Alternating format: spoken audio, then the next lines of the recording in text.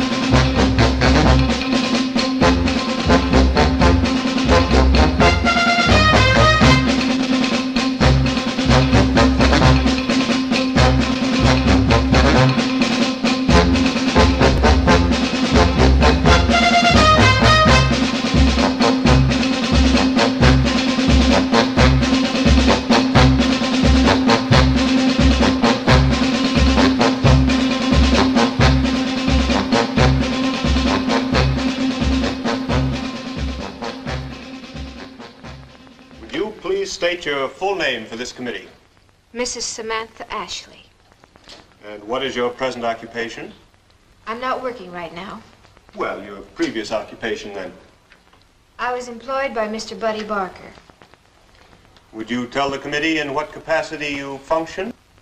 I was his social secretary and official hostess. Wouldn't procurer be a more appropriate description for your type of work, Mrs. Ashley? I object. I should like the chair to caution Mr. Fallon on his outrageous semantics. Why don't you ask Senator Wagstaff over there? He's quite familiar with my type of work. Now, we are all here for only one thing, to determine the fitness of Mr. Barker to retain his privileged position as congressional coordinator and to make our recommendations to the Senate. Now, suppose we keep that in mind, huh? All right, Mrs. Ashley. You are employed by Buddy Barker as a social secretary? I was. Fine, was. Now, where and when were your services first engaged? It was at Mr. Barker's Forum Club, was it not? In Maryland. Chevy Chase, Maryland? No. It was at the Clayton Hotel in Miami Beach. Miami Beach, Florida.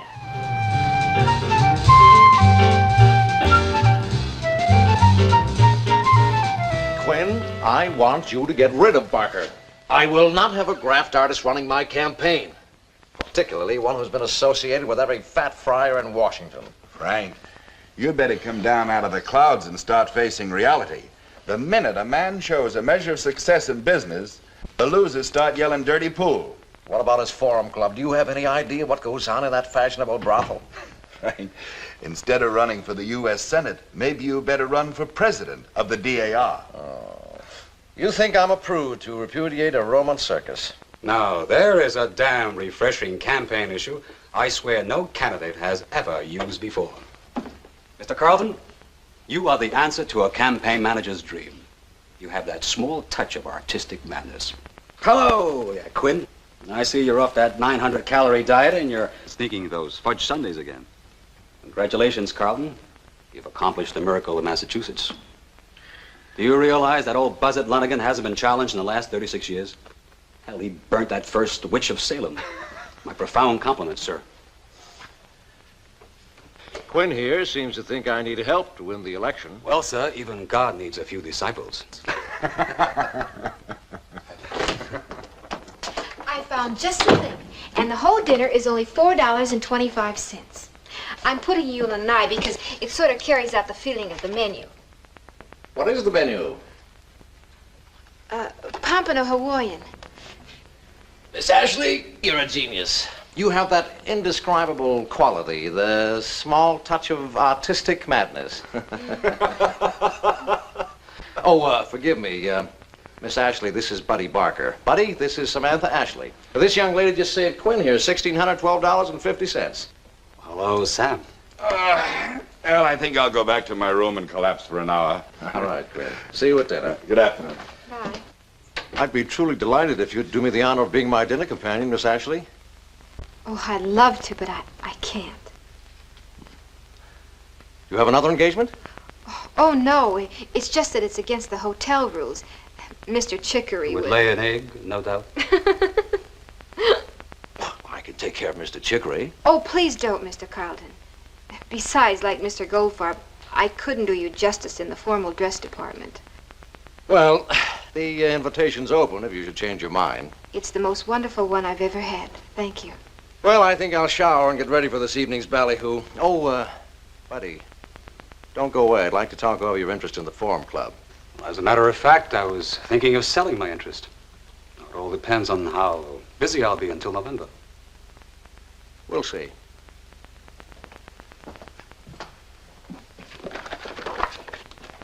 Cinderella, come to the ball. I can't. Sure you can. But you don't understand my boss. He's a real Rasputin. He'd say, by all means, Mr. Carlton. And I'd get fired in the morning. So what?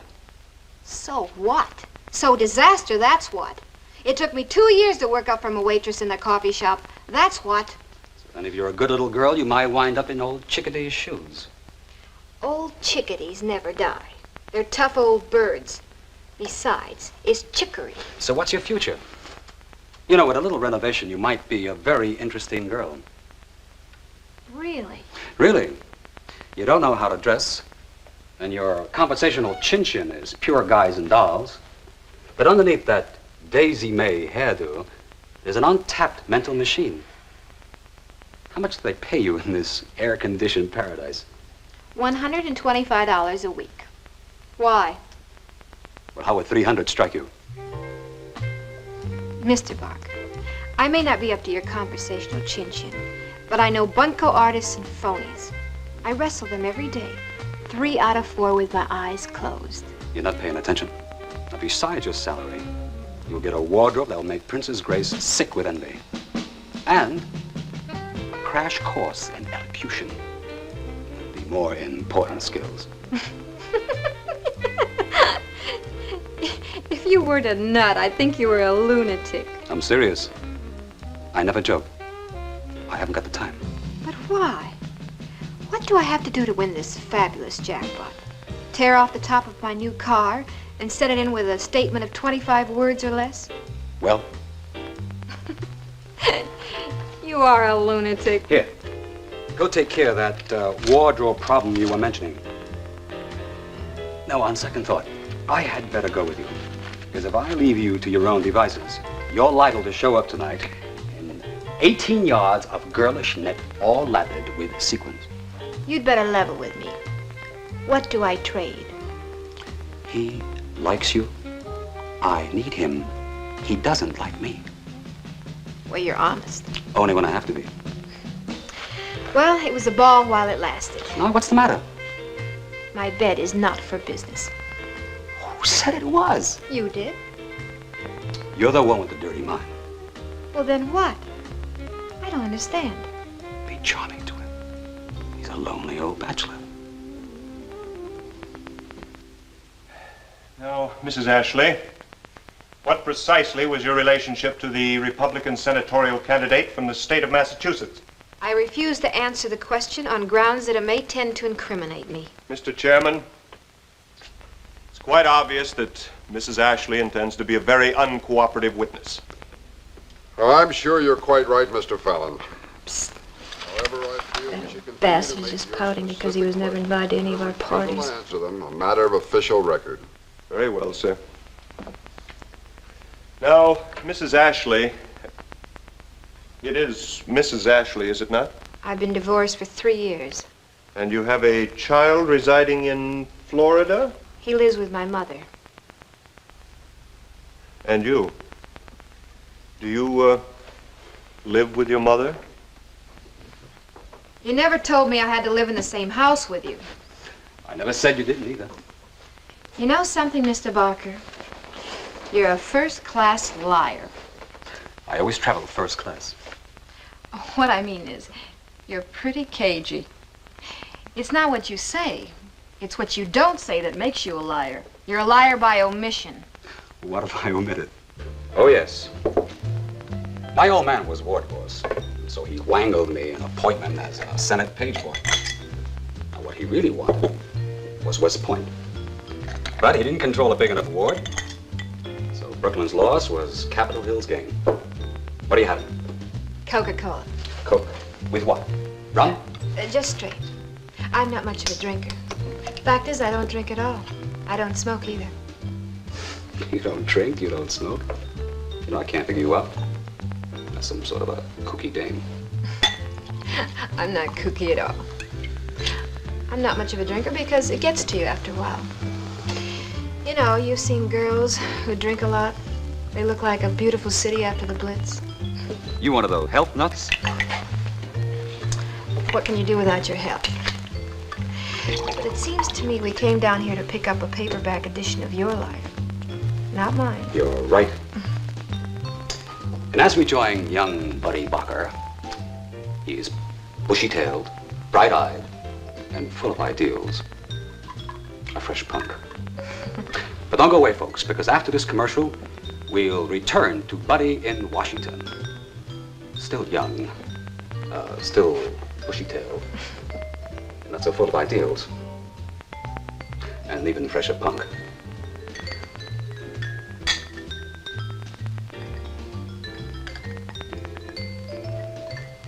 And those ideals, honey. I learned to cultivate a perfect political personality.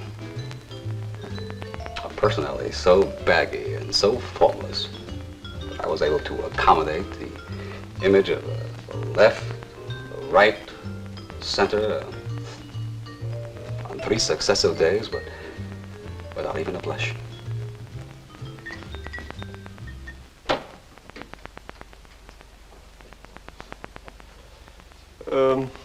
Mrs. Ashley, did you ever personally procure for Mr. Carlton? I object, I object, I object. Mr. Fallon's obscene strategy is insufferable. May I remind counsel and the committee that Mrs. Ashley is not on trial? If Mr. Fallon persists in this line of questioning, I shall have to ask my client to leave immediately. Mr. Fallon, would you rephrase the question? Very well, sir. But I would like to point out to my esteemed colleague that if she'd take the trouble to look up the word procure in her dictionary, she'd find that its primary definition is to obtain by great care and effort.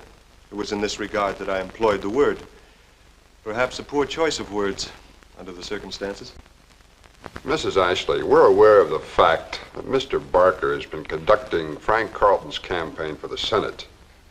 Now, what we're interested in is your participation in this regard. I don't understand the question. If the chair pleases. Isn't it a fact, Mrs. Ashley, that you and Mr. Barker employed the services of a Miss Angela Wallace Yes. on behalf of Mr. Frank Carlton? Yes. And in what capacity were her services employed? I refuse to answer the question on grounds that it may tend to incriminate me. Very well, Mrs. Ashley. You've stated that you never worked at the Forum Club. Yes. Would you tell us how many other women you hired for Mr. Barker? Mr. Fallon, your insinuations are disingenuous.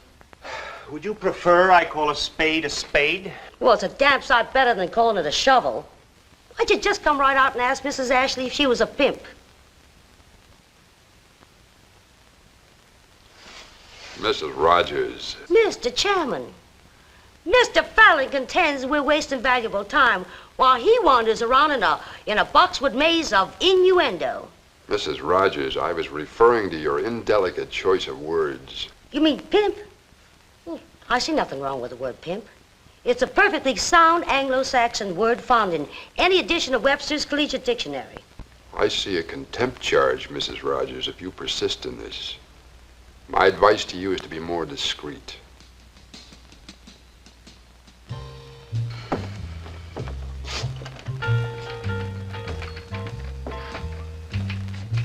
Miss Felbridge, sorry to keep you so late. As soon as you type these, you can go. You can drop them off at the post office on your way home. Thanks.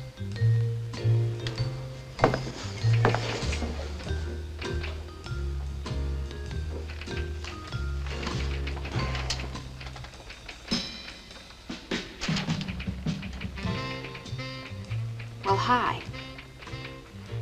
I've been sitting at the La Milana since 5 o'clock. And it got rather embarrassing after the third chap made a pass at me. Oh, you gorgeous neglected creature. I'm a brute. We had a date. Well, I started to phone. And I said, nope. If he doesn't care, he just doesn't care. Ah, but I do care. Well, it's too late. The evening is kaput. I'm all yours. Oh, yes? Miss Samantha Ashley? I have a free half hour between Senator Thingamajig and Congressman What's-His-Name. Well, no thank you, old chap. My mother told me never to take candy from strangers. And right now, there's nobody that I know stranger than you. You could have come and dragged me away. I'm not your governess. We can do anything you like. Anything? Anything.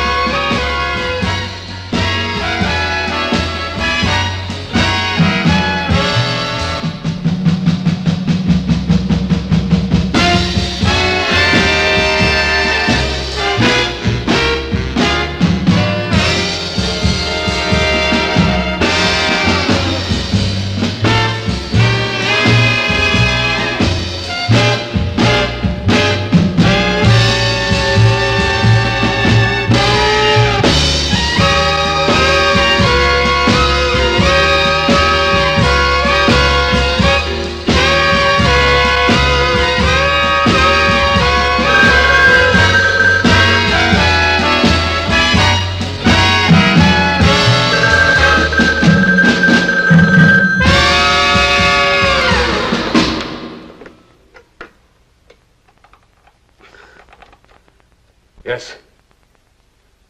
What did you say it was? Put him on. Hello, Frank. Oh, of course not. It's at my office catching up on some work. Well, I don't think I can get away. Session reconvenes tomorrow. You know what that does to my time. What about Samantha? What if I send Sam up? Sure, I'll let her go. Great. Bye.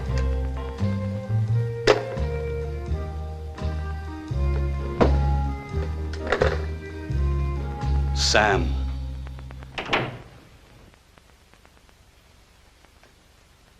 Miss Wallace, you were born in England, were you not? Yes, sir. Ipswich. That's very close to London. And are you an American citizen? No, sir. Not yet. But I filed for my first papers. Are you aware, Miss Wallace, that deportation proceedings have been instituted against you as an undesirable alien? Mr. Fallon, we'd like to hear the grounds for those proceedings. Mr. Chairman, Miss Wallace is testifying as to Mr. Barker's activities. I think it's a blatant invasion of our right to privacy as guaranteed under the Constitution to make public certain aspects of a personal life. Mrs. Rogers, are you presuming to tell this committee what their prerogatives are? Senator Tully, this witness has not been found guilty of a single charge. There's been no decision made as to any deportation. So I therefore insist that your line of questioning is not only out of order, it is indecorous of you to submit Miss Wallace to these imprecations. It is fairly broad legend, Mrs. Rogers, that Miss Wallace has been assaulted by more than imprecations. I'd say that remark was an excruciating taste. All right.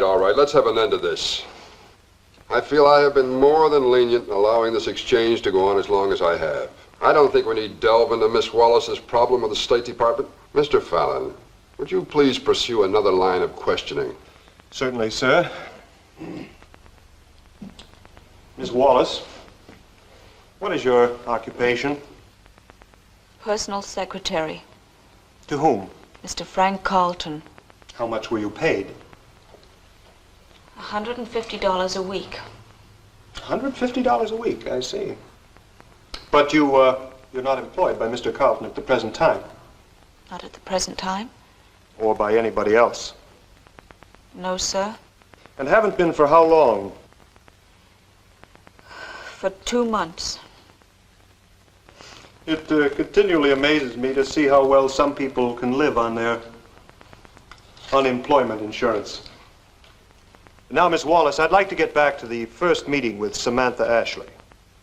I believe that took place in Boston.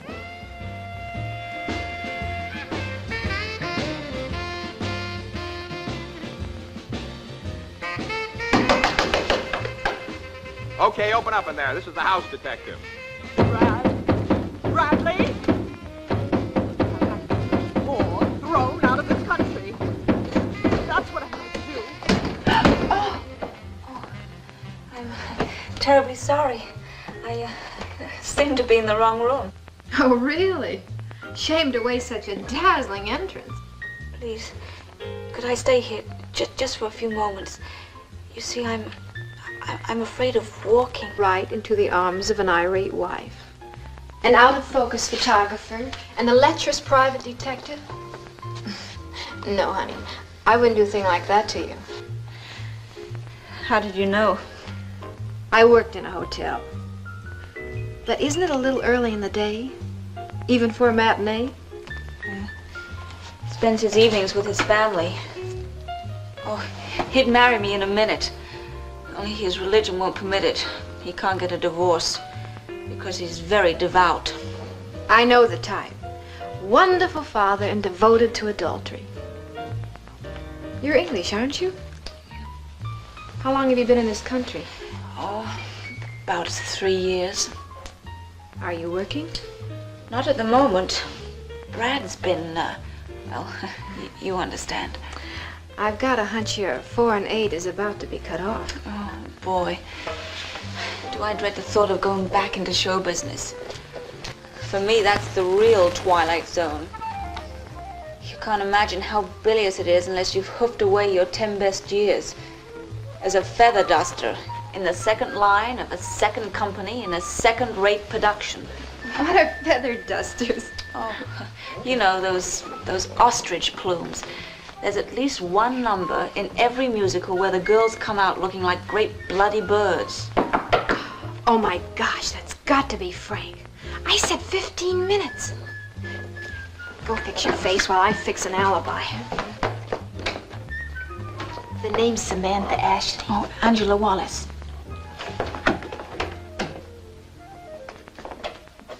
Come in. Hi. Hi. I don't know where that 15 minutes went to. How's the campaign going? Well, the polls seem to indicate I'm a serious threat. But you know what happened to Tom Dewey?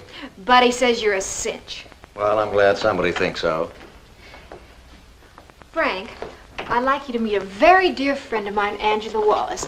Angela, this is Frank Carlton, Senator Frank Carlton. Oh, come on, Sam. Not senator yet, just a candidate. How do you do? How do you do? Sam, you never told me about Miss Wallace. Well, I never knew about Miss Wallace. Oh, that is that she was going to be here in Boston. Well, now I've got two lovely ladies to take to lunch. Frank, let me beg off. I've really got so much to do. You and Angela have lunch together. Well, that's wonderful for me, if it's all right with Miss Wallace. She'd love to. Good, I'll make the reservation. But I have to meet my aunt for lunch. Well, you can have lunch here. I'll stop by the desk and leave a message for her. No problems. Okay, Angie? Okay. See you later.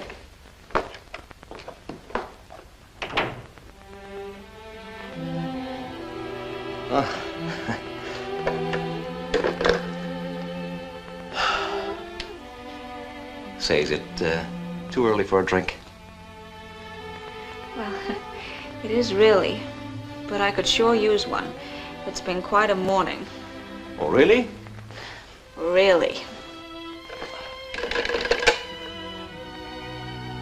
Room service? What do you have? Gin and bitter lemon. This is room... Can't see a thing without my glasses. 413. Room 413. I'd like to order a scotch and soda, J&B, and gin and bitter lemon. No, not bitters, bitter lemon. Who makes it? Commander Whitehead. Schweppes. You don't have any. Well, tonic. Tonic, then. Fine.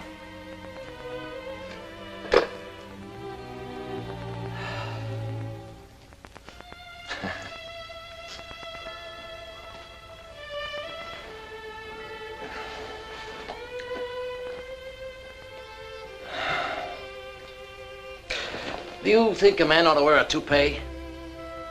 Well, I mean, it used to be considered, well, it wasn't masculine. You Americans, you're so worried about your masculinity. Besides, I don't think you need it. Look here. Ooh. Well, you're in luck. You're tall. Just make sure you never sit down. Oh, fine. I'll spend the rest of my life standing up in dark corners, like the yogi. See, they can think of more ways to make life unbearable for themselves. Standing on their heads or sitting in the lotus position. What? The lotus position. It's pretty hard to explain. I'll show it to you. I haven't done this a couple of years. But the idea is to take this leg and, say, you wouldn't care to join me down here, would you? No, thank you. I didn't think so. Well, anyway, you hit this leg. Ooh, ooh. You know, I'm just allowed to get it over and... Oh. The waiter.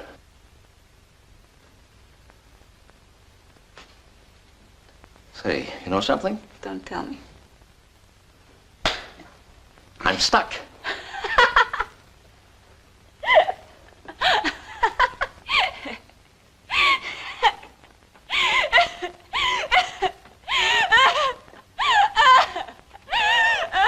Miss Wallace, please, try and contain yourself. Yes, Miss Wallace, I fail to see any humor in this situation. Unless, of course, you consider these hearings a joke. Mr. Fallon, You have about as much sensitivity as Heinrich Himmler. Can't you see that Miss Wallace is on the verge of collapse? Well, that's one way of avoiding questions. And much more dramatic than pleading the Fifth Amendment. Mr. Fallon. Mr. Chairman, it appears that to proceed at this time would be futile. It's almost 4 o'clock. I move we adjourn until tomorrow. Well, I agree, Senator Wagstaff. I hope both councils come in tomorrow with their boiling points considerably lowered. Damn it, Angie, if you'd only told me, instead of my having to hear it whispered in Capitol corridors. Frank, there was nothing to tell. Nothing to tell, nothing to tell. Then what in hell are you testifying for? Subpoenaed, you know that. Do you think I'd go down there otherwise? They must have had some reason for serving you. They must have thought you were involved in some way. I already told you I know nothing about Buddy's business. Sam and Buddy and I are friends, good friends, and that's all.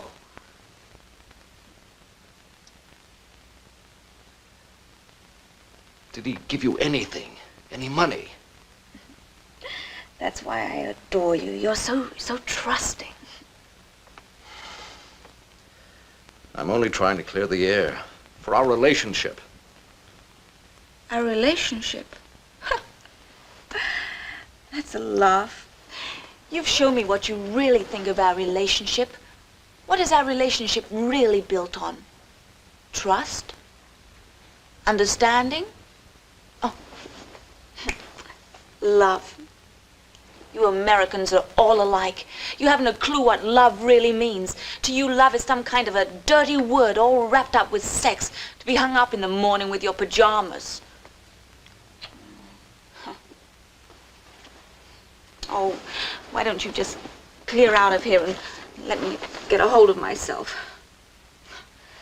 God knows, I'm gonna need all my strength for what I have to face tomorrow.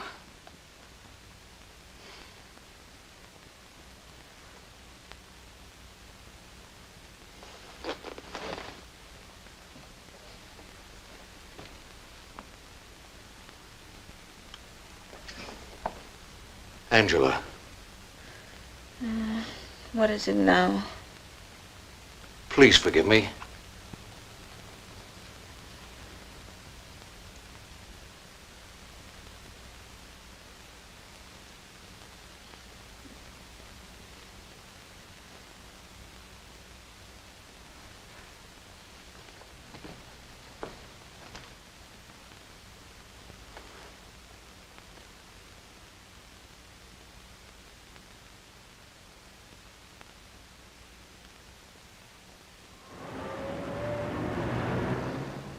Miss Wallace, just what were your duties as Mr. Carlton's personal secretary? Well, I suppose you'd say Girl Friday. I typed his press releases and speeches and kept his appointment book. And I was the hostess to various luncheons and receptions, teas. Do you recall a party at the home of Mr. Buddy Barker? I've been to several parties at Mr. Barker's home.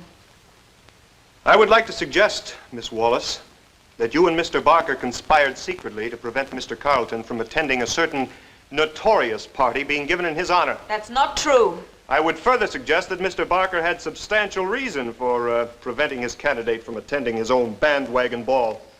Mr. Barker knew his candidate would be appalled at the barrel tapping and the melon splitting that would go on at that bohemian affair. I have no idea what you're talking about. Oh, I think you do. I'm referring to a certain extraordinary affair that took place on...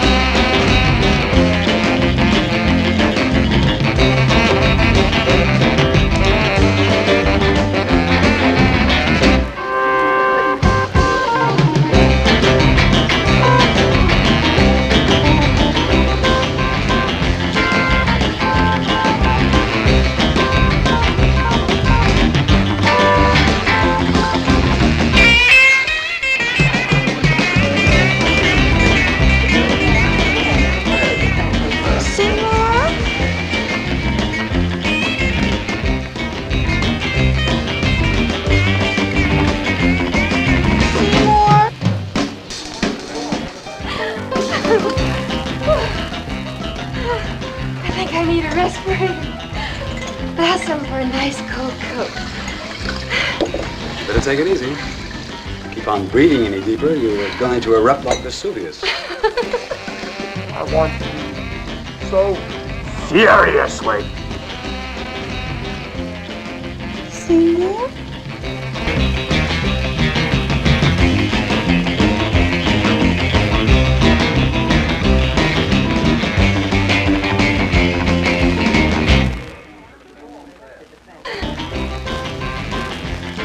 You're not small.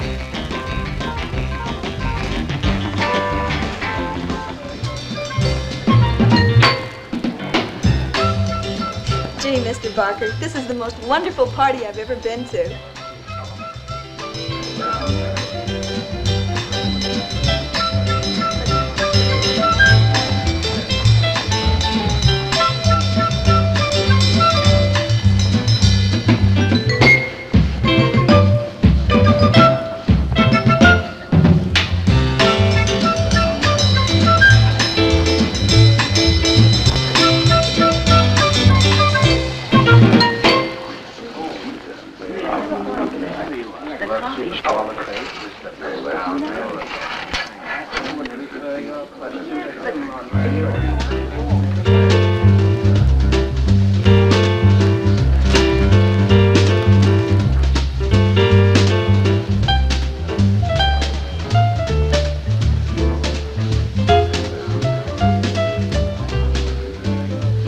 I'm glad you didn't count as a monster.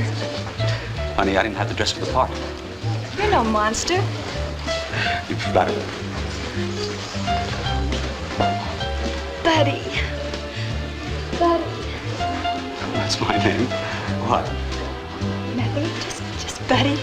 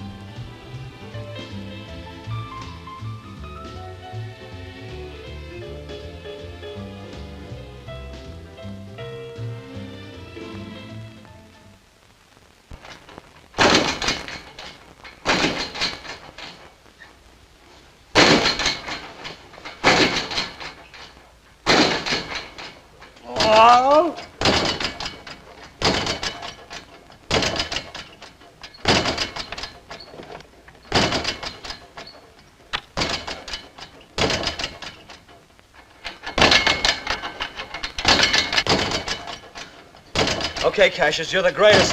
Maybe, but you prefer the amateurs.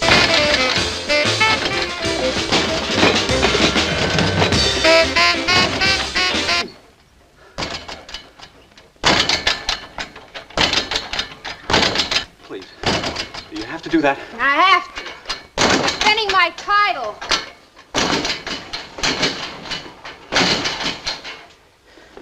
Okay. You be a good girl and bring me a handful of aspirins. Ask Mona. I hear she's pretty good. Mona?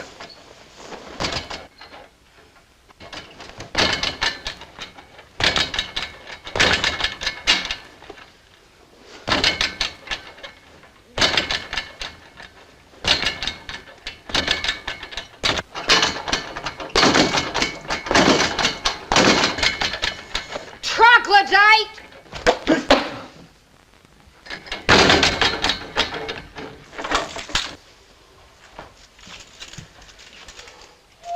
like to know something.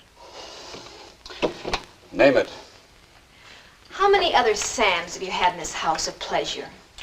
Oh, honey, she doesn't mean anything to me. I was loaded last night. I don't mean Mona. I couldn't dream of you remembering all the Monas. I mean, how many Sams? How many live-in counselors in charge of recreation? With occasional overtime for the chief?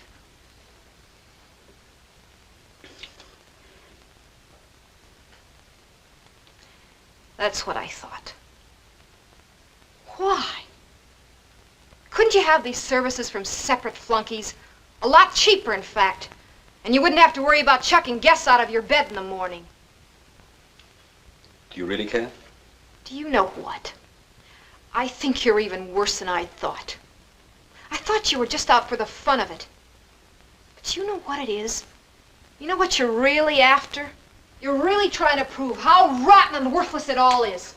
And that's what this whole setup is for. This whole rotten setup. You're out of your head. You think this place is all just an amusement park? Well, I'll tell you what it is. It's Buddy's trampoline, kid. You know, I never went to Groton or Harvard.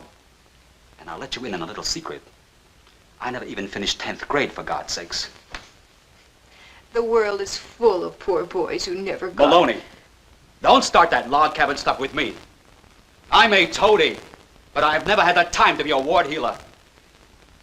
And you may be interested to know that when Field of March gets the sack next month, this playboy is very likely to be the next Under-Secretary of Commerce. Oh, sure, that too. Under and over secretary. The whole administration will go under. And they won't go down saluting either. They'll have to abdicate.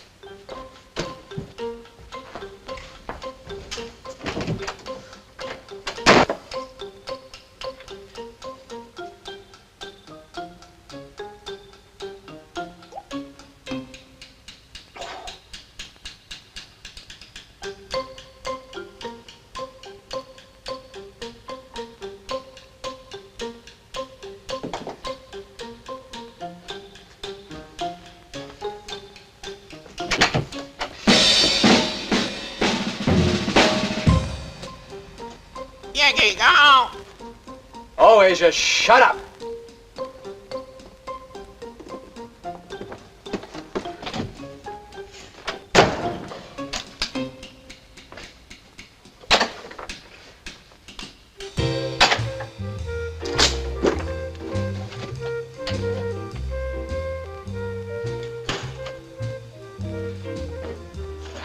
Are you abandoning Asia? Hello, Sam.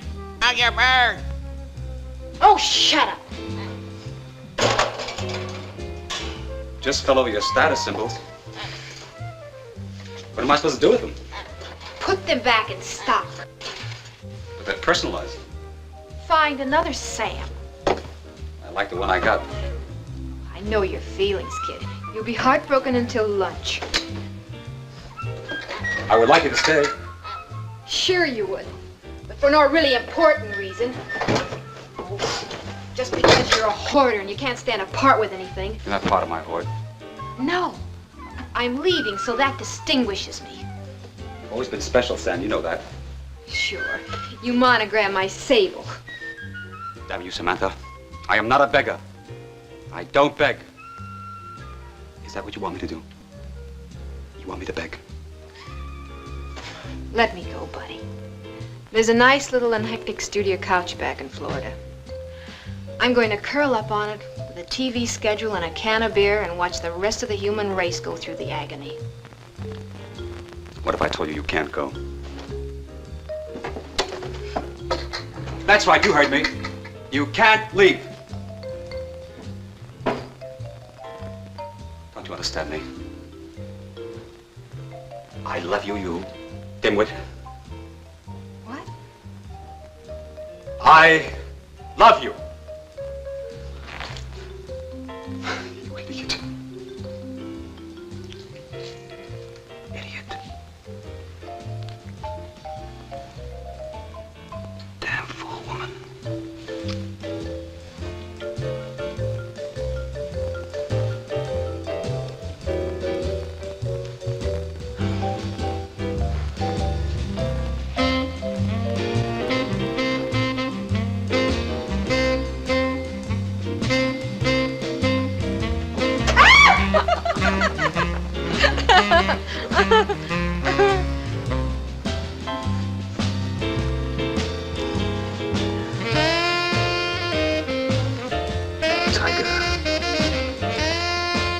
I do.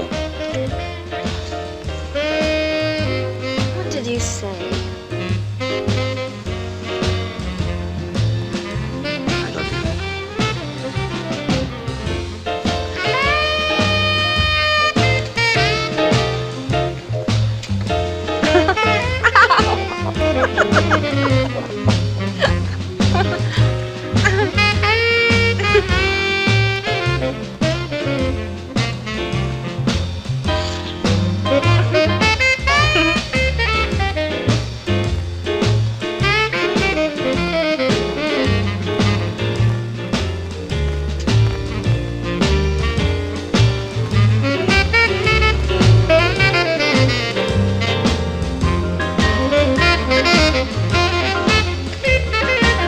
What is a troglodyte? Caveman.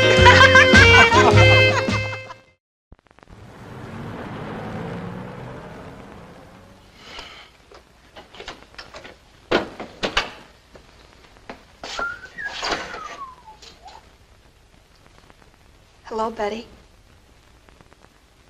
No one was here. I thought maybe... Please, next time either meet me at my home or call first.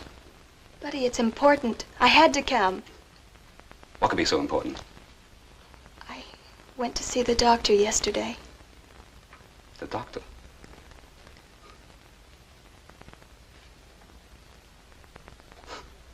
Are you trying to tell me you're pregnant?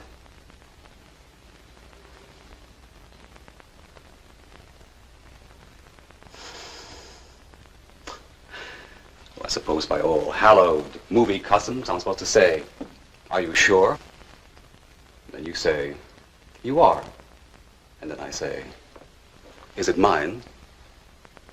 And then you say, no one else has touched me. And then we arrive at the either-or situation. Either you have it, or you don't. Betty, I like children. That's the answer of the week. I like subways, but I never ride on them. I didn't want to cause any trouble. It's simple. Simple. Nowadays, it's no worse than having a tooth pulled.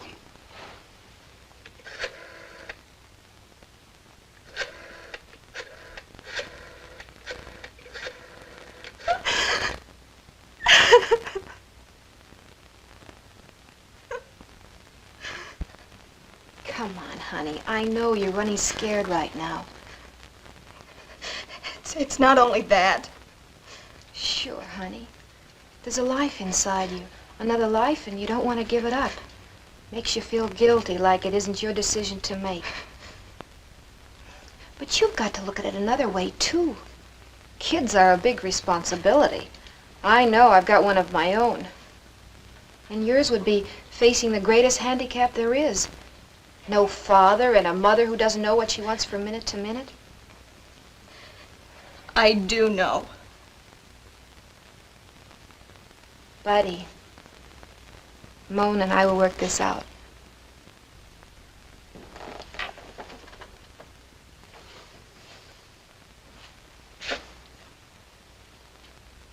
I'm sorry about this, kid.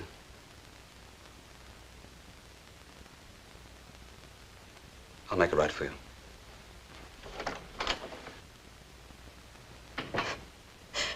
Right. He's going to make it right. How can anyone make it right? Marry me long enough to... till the labor pains wear off. Give me money. Just carve a piece out of me. Cry for me. Oh, stop wallowing in self-pity. It wasn't the rape of Lucrece. Nobody lashed you to the bed, and you haven't been a wide-eyed virgin in years.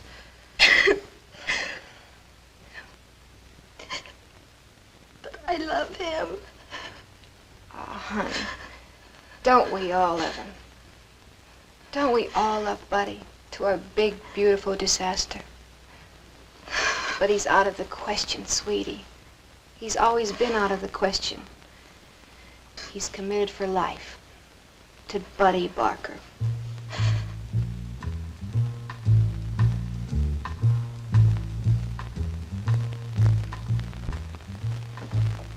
Sorry to have kept you waiting. Had to drive the kids home from Sunday school.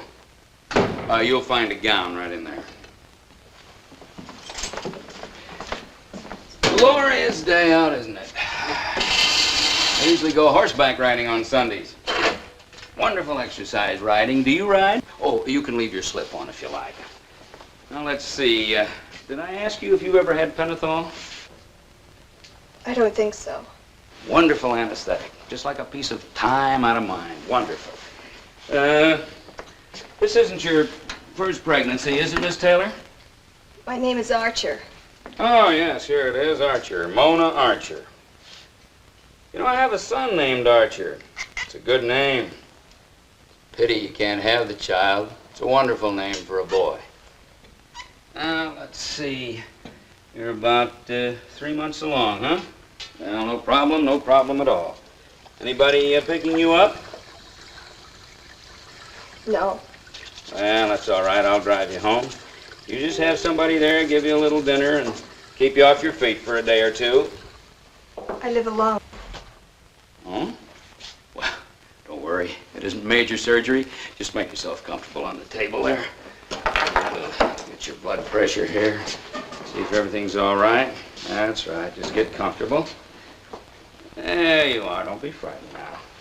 You're a very fortunate young lady. You know, I've delivered all 3 of Senator Wagstaff's children. As a matter of fact, I've delivered some of the most influential babies in Washington. You know, I seldom take this sort of thing. Most of you kids generally wind up with those criminal quacks. Yeah, it's a pity when the modern society won't provide decently for the facts of life. Now, don't you be scared. There's absolutely nothing to be scared of. I would have loved to have had it. Are you saying you don't want me to go ahead? My dear young girl, I'll be the very first to say good luck and God bless you. Oh, no, I can't. It wouldn't work out. It'd be more cruel later on. You're, absolutely sure?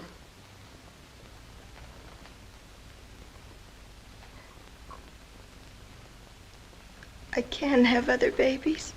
Oh, at least a dozen, if you're so inclined.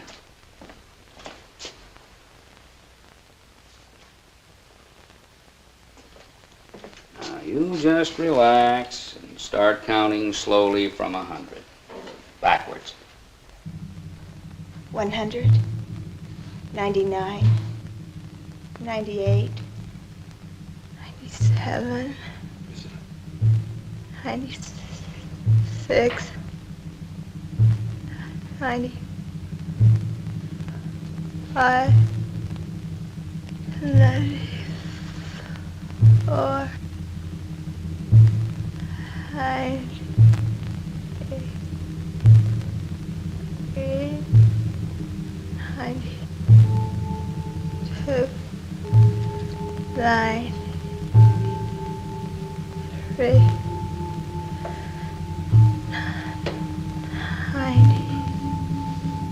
91, 98.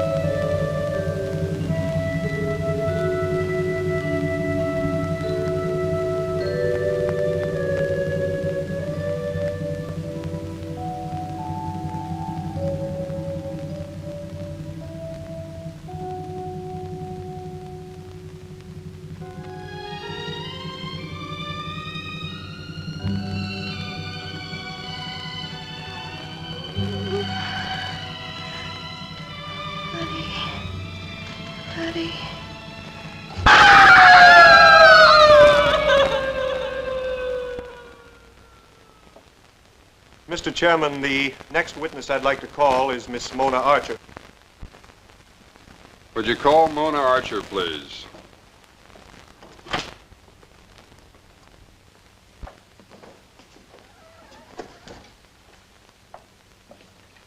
Mr. Chairman, I strongly object to the introduction of Miss Archer as a witness in this hearing.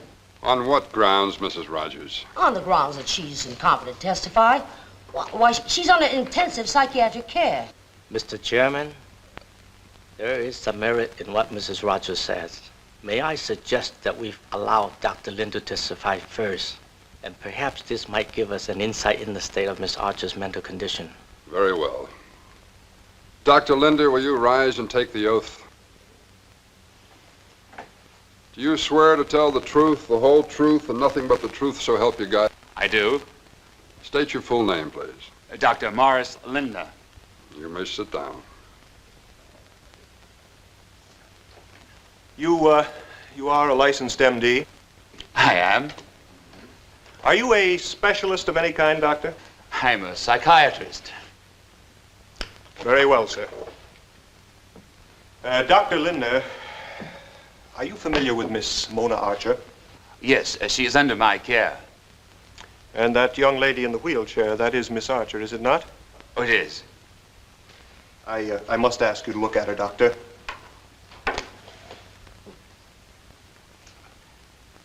It is. Doctor, I wonder if you'd be kind enough as to advise this committee on Miss Archer's medical history.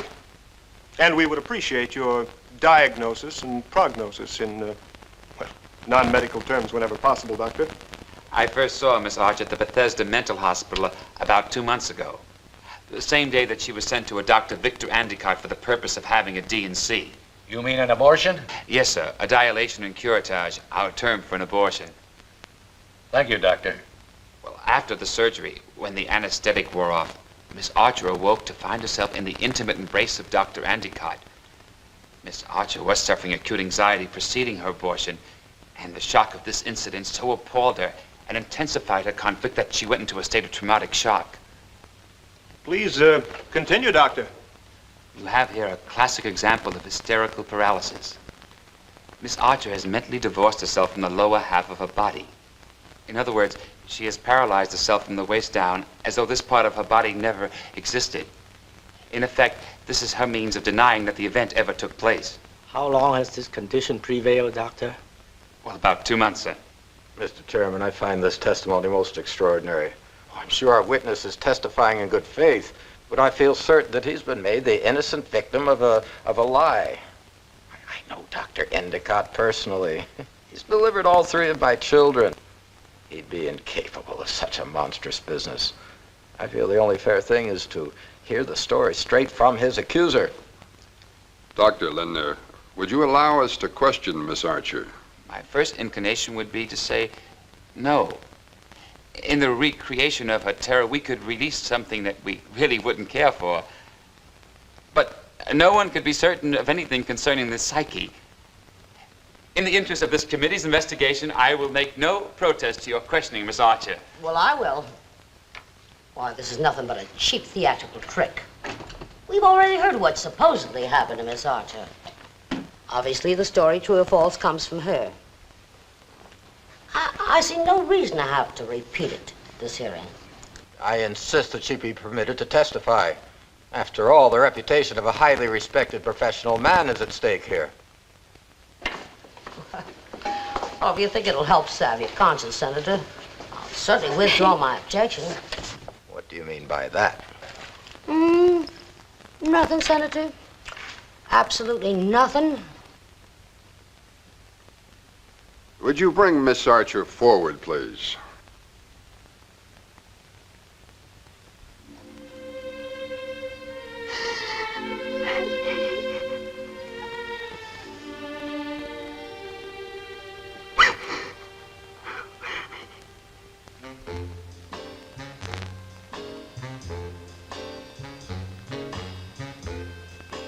Angie, take it easy.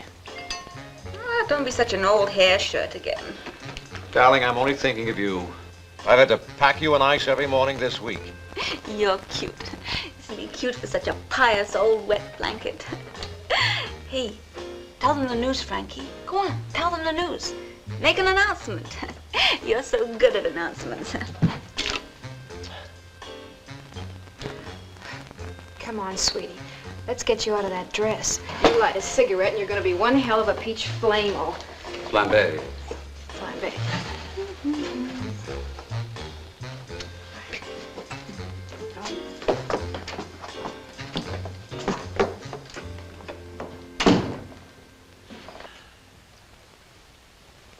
Would you care to enlighten me? Oh, you mean about Angela's announcement? Yeah, I mean Angie's announcement. And if it's what I think it is, at the risk of sounding like your mother, you're not serious about it, are you? Well, she was a bit premature. I told her we couldn't possibly make the announcement until after the election. Level with me, Frank. This wasn't your idea. Resistance is low. It's been a rough campaign. And that... Buddy, please don't attack her. I know all the reasons. This may seem trite to you, but I've never met anyone like her before. Buddy, I missed out on an awful lot when I was a younger fella. This girl has brought that all back to me, all those years that I thought were lost. Do you understand? I understand. And it's great you finally awaken. But now that your eyes are open, for God's sakes, look out of them. Look at her. She might be 20 years your junior, but she is all washed up. Just a minute. Let me finish, Frank. She washes you up, too. Are you willing to toss out your lifetime dream because of a floozy? What the hell do you mean she's all washed up? I mean she's all washed up. She's been taking the easy way out so long, she hasn't got a spine left, pal. She's a gutless wonder. Buddy, I told you that's enough. I won't talk about it anymore. What the devil do you have in common? Vertically speaking, that is. Name me one thing you like doing together. Just one. You're a louse, Barker.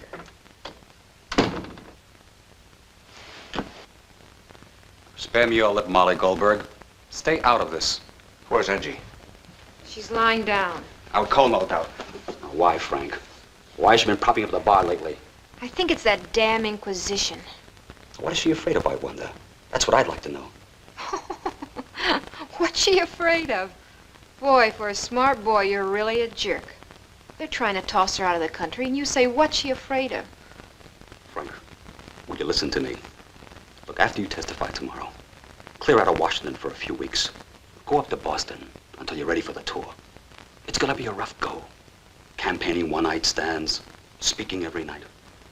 Meanwhile, if my problem here gets worse, I can direct your campaign by remote control. But you, Frank, you'll be in the clear. As long as you put some distance between you and that parasite. I warned you to watch your mouth. Why? I've been a quiet boy till now. I haven't opened up my mouth. Buddy.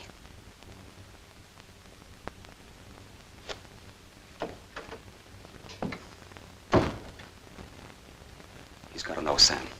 He's got to know what he's giving up the Senate for. Not from you, buddy. He'd never forgive you.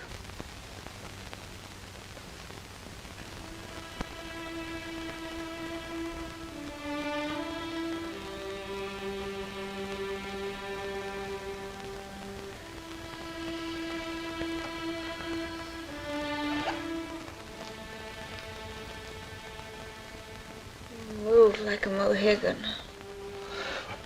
Well, that figures. I'm the last of the Mohicans. Anyway, how would you know how a Mohican moves? If I'm planning to be a proper senator's wife, they should know all about their constituents, shouldn't they? Well, I doubt if you Mohicans will be a serious threat in the coming elections. Well, I keep on hearing how you shouldn't ignore the minorities.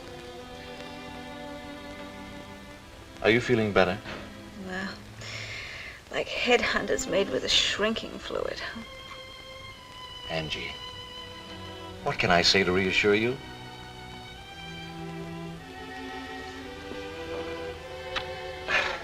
What is it, Angie? Why are you so unwound? I told you it doesn't make a damn bit of difference if they do send you back to England. It'd be more glamorous to get married in London anyway. Then you can come back as my wife. Will make a difference to you. You won't come to London, Frankie. They'll brainwash little Angela right out of your head. Those smart political nannies of yours.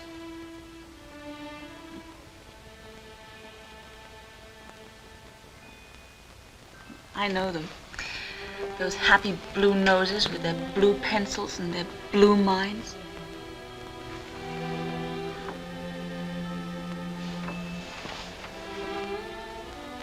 You think I'm such an old pushover?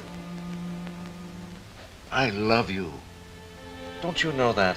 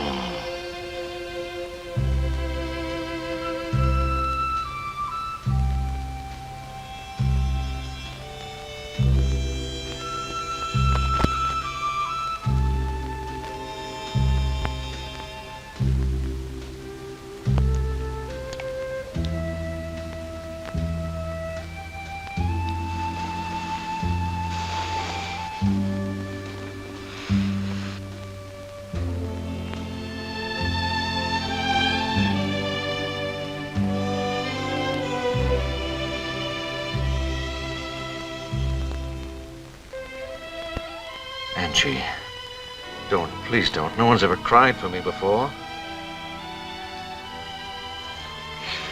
Oh, my darling. Why did it have to be you? I never counted on you. Angie, don't. Please don't, dearest.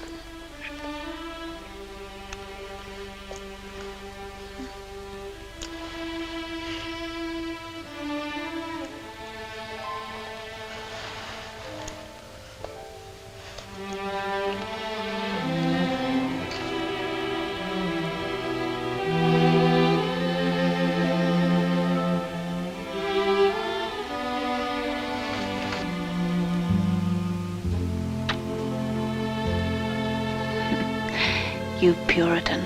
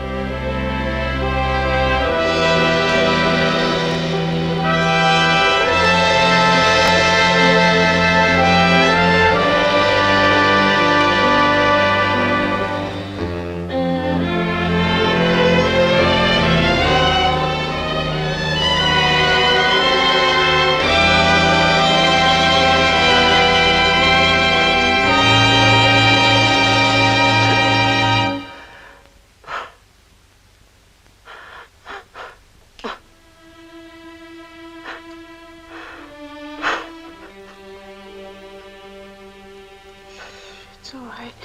It doesn't matter. Believe me. It doesn't matter. But why? Why would I love you so? Don't love, please. It doesn't matter. Believe me.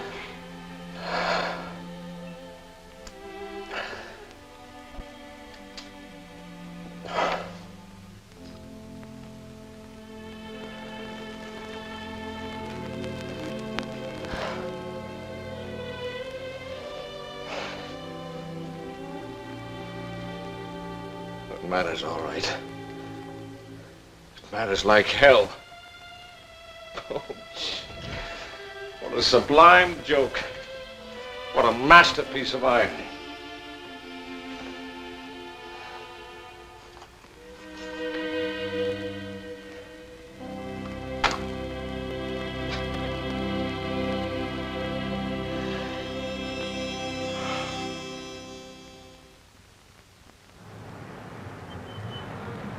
Gentlemen, we are about to have a witness that cannot plead the Fifth Amendment.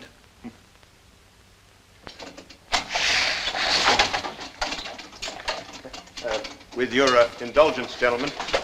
With your indulgence, Mr. Fallon, I would like to have just one small word about the coming attraction. Mrs. Rogers, I'm not quite sure what to call this attraction. Well, in point of fact, this film is not the usual sort of attraction. Mr. Fallon, if I didn't know you so well, I swear you're going to run a stag reel. Precisely. Mr. Chairman, I am appalled. For once we agree. I was too. We naturally wouldn't dream of subjecting you to it. Lower the blinds. Just a minute. I demand a justification for this cavalier introduction of pornography. Well, this is the most outrageous theatrical display of histrionics I've ever encountered in all my years of practice.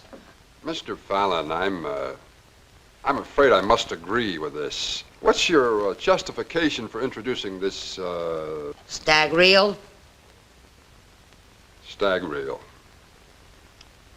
Mr. Chairman, we shall prove that Mr. Barker was responsible for the production of this film. You may show your film, Mr. Fallon. Why, this is the desecration of these hallowed halls. Well, I'm sure we must not embarrass Mrs. Rogers by subjecting her to this exhibition. Senator Tully, I am an attorney, not a woman. Oh, I beg your pardon.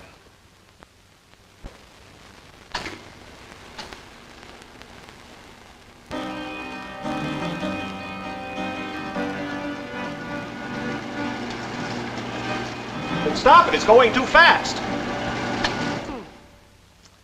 I'm sure Mr. Fallon would hate to miss a single frame of it.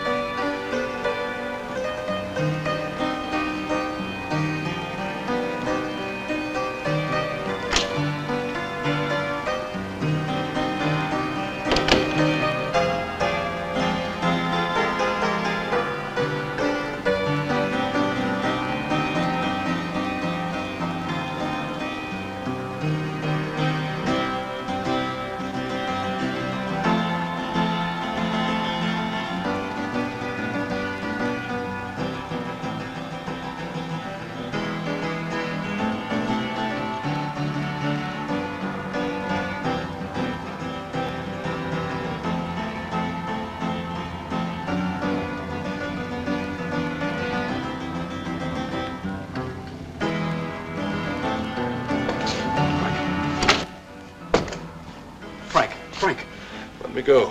What's the matter? Let me go. I don't feel well. Pete, I sit here.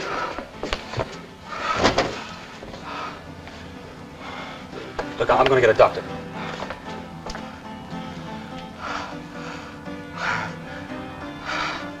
Cal, get a doctor right away.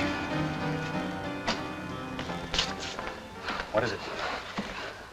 Did you see it? What? What? God, I've never felt this way. What? Angela. Angela. I try to tell you, Frank. I'm all right. I'll be all right now. Well, I guess I've got a lot of catching up to do before November 3rd. You still think I've got a chance? Well, it's going to take some doing. But we've got a jewel of a machine to take you there. That's if you're prepared to drive it like the devil right up to Election Day. Full speed ahead. And are you? Can't. You're damn right you're my candidate. Frank. Frank! Frank! Frank! Frank!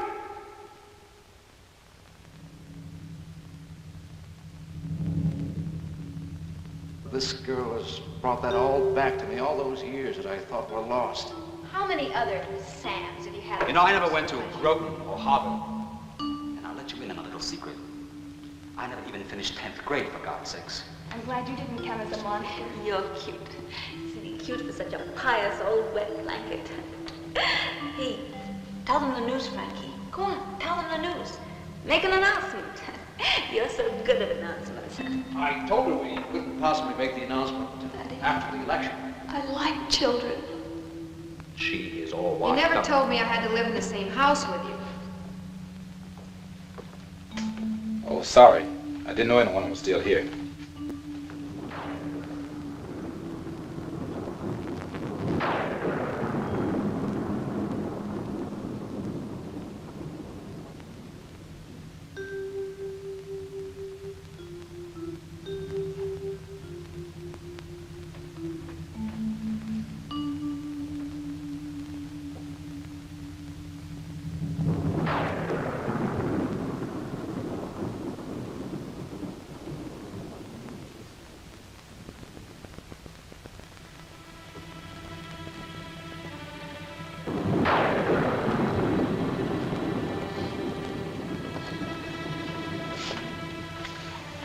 Buddy.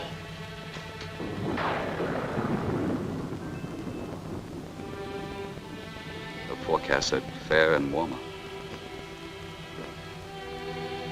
I like that guy. I really liked him.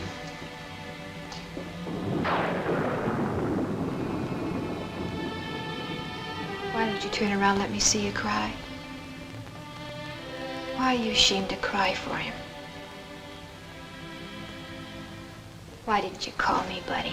I had to hear it on the radio. I'm dead. There's no way back. 'Cause I'm dead. It's Frank who's dead. I was almost there.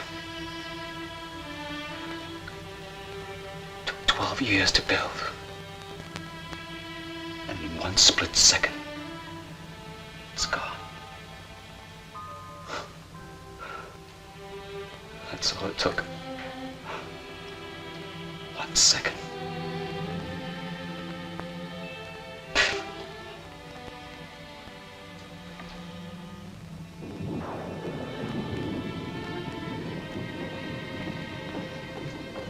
Where are you going, sir? She was my own true love. Till it started to rain. You taught me how to discriminate, my darling. How not to settle for cheap imitations. So I can't settle for you, buddy. Because you're a cheap imitation of a human being.